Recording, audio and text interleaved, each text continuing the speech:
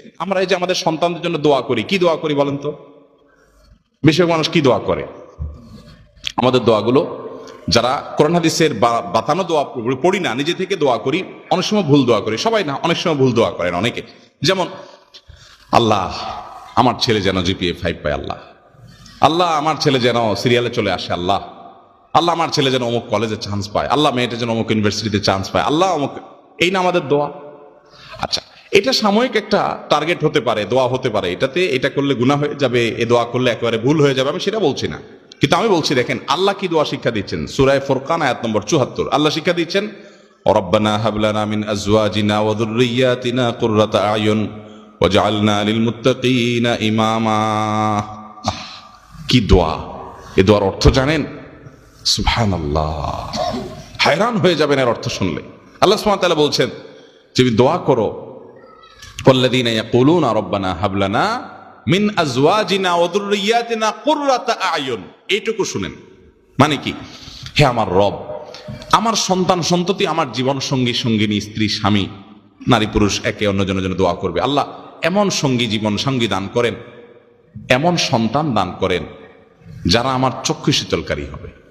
কি হবে? দেখেন, চক্ষু শীতলকারী হবে, এই কথার মধ্যে সব চলে আসছে। পৃথিবীর এমন কিছু নাই যে সন্তানের জন্য আপনি চান নাই একটা শব্দে। শব্দটা হলো কি? নয়ন জোড়ানো সন্তান, চক্ষু শীতল করা সন্তান। যাকে দেখলে আমার চোখটা শীতল হয়ে যাবে, অন্তরটা জুড়াইয়া যাবে, এই নয়ন জোড়ানো চোখ শীতল করা সন্তান। এর মানে হলো এই সন্তান এমন সন্তান চাই সব দিক থেকে পারফেক্ট হবে। কারণ আল্লাহ আপনাকে একটা সন্তান দিয়েছেন, ফুটফুটে সুন্দর, হ্যান্ডসাম, দেখতে মাশাআল্লাহ খুব সুন্দর, কিন্তু ছেলেটা অন্ধ। আপনার অন্তর জোড়াবে? আপনার দিল ঠান্ডা হবে বাচ্চা দেখলে যে আমার ছেলেটা এত সুন্দর, কিন্তু সে চোখে দেখতে পায় না।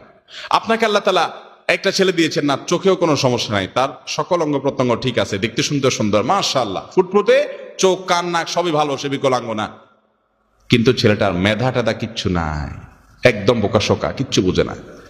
আপনার ভালো লাগবে? আপনার চোখ শীতল হবে এই সন্তানকে দেখে? আফসোস হবে না, আমার ছেলেটা কিচ্ছু বুঝে না, বেকুব।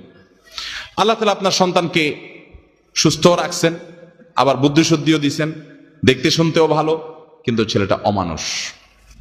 কি বলেন? একে দেখলে আপনার দিল জোড়াবে? আবার ছেলেটা দেখতে শুনতেও সুন্দর, চোখ মুখ সব ঠিক আছে, আবার সে বুদ্ধিশুদ্ধিও আছে, আবার সে অমানুষও না, ছেলে হিসেবে মানুষ হিসেবেও খুব ভালো, ভদ্র, আপনার কথা শুনে সবই ঠিক আছে, কিন্তু তার জীবনে কোনো উন্নতি বরকত নাই, পয়সা করি নাই, চাকরি বাকরি নাই, বেকার, কষ্টে দিনাতিপাত করে। এই ছেলেকে দেখলে আপনার ভালো লাগবে? ছেলের অবস্থা দেখলে আপনার ভালো লাগবে? আপনি এরকম কত পয়েন্ট বলবেন? আপনি 200 পয়েন্ট বলতে পারেন, একটা থাকে আরেকটা থাকে না। আমাদের মন খুশি হয় না যে আমার ছেলের সব আছে, এটা নাই। আল্লাহ সুবহানাহু ওয়া তাআলা এমন এক শব্দ শিখিয়ে দিয়েছেন, কারণ আল্লাহ তো জানেন যে কিভাবে দোয়া করতে, নিজে শিখিয়ে দিয়েছেন, রব্বানা হাব লানা মিন আজওয়াজিনা ওয়া যুররিয়াতিনা কুররাতা আয়ুন। আল্লাহ আমার জীবন সঙ্গী, আমার সন্তান এমন দান করেন যে তাকে দেখলে আমার চোখ, আমার নয়ন কি করবে? শীতল হয়ে যাবে, জুড়ে যাবে। তাহলে চোখ শীতল হওয়ার জন্য সব দিক থেকে পারফেক্টনেস লাগবে। তারপরে সব দিক থেকে, মোটামুটি সব দিক থেকে আমার সন্তান দেখে যেন আমার ভালো লাগে, আপনি সেরকম সন্তান দান করেন। দেখছেন দোয়ার আদব আল্লাহ তাআলা শিখিয়ে দিয়েছেন। উল্টাপাল্টা দোয়া না করে সুন্নাহ সম্মত মাসনুন দোয়াগুলো আমরা বেশি বেশি নিবেদন করবো। আল্লাহ আমাদের সবাইকে তৌফিক দান করুন। আমি আমার বুঝজ্ঞান হয়েছে থেকে এই দোয়া পড়ি, রব্বানা হাব লানা মিন আজওয়াজিনা ওয়া যুররিয়াতিনা কুররাতা আয়ুন ওয়াজআলনা লিল মুত্তাকিনা ইমামা। সবাই আমল করবো তো ইনশাআল্লাহ। এখন কথা হলো যে দোয়ার মাধ্যমে আল্লাহ তাআলা ভাগ্য ঠিক করে দেন। অনেক সময় দেখা যায় আমি দোয়া করছি কিন্তু ভাগ্য ঠিক হলো না, এই যে দোয়াটা পড়ছেন কিন্তু সন্তানটা ওইরকম হলো না, তাহলে বুঝতে হবে হয় আপনার দোয়াতে কোনো ত্রুটি আছে, ইস্তেগফার করে দোয়া আরো বাড়াইতে হবে, অথবা বুঝতে হবে যে আল্লাহ সুবহানাহু ওয়া তাআলা আপনাকে এটা দেন নাই, এর চাইতে বেটার কিছু দিবেন ইনশাআল্লাহ। আল্লাহ তাআলা আমাদের দোয়াকে বিফলে যেতে দিবেন না যদি দোয়ার শর্ত আদায় করে আমরা মৌলিকভাবে ঠিকঠাক মতো দোয়া করি। আল্লাহ আমাদের সবাইকে সেই তৌফিক দান করুন।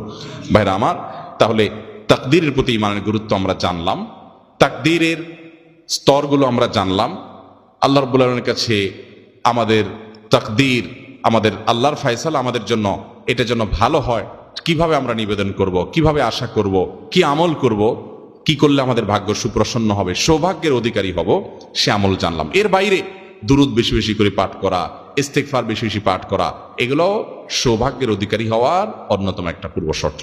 আল্লাহ রাব্বুল আলামিন আমাদের সবার নসিবে ভালো কিছু রাখুন। দুনিয়াতে যা হয় না হয় তার চেয়ে বেশি হলো আমরা যেন আল্লাহর ফয়সালা জান্নাতি হয়ে দুনিয়া থেকে যেতে পারি এবং জাহান্নামের আযাব থেকে যেন আমরা বেঁচে থাকতে পারি, আখিরাতের প্রতিটা বিপদ থেকে মুসিবত থেকে যেন আমরা বেঁচে থাকতে পারি। আর সে আজমের মালিক আমাদের সবাইকে সে তৌফিক দান করুন। জাযাকুমুল্লাহু খায়রা ওয়া আখিরু দাওয়ানা আনিল হামদুলিল্লাহি রাব্বিল আলামিন।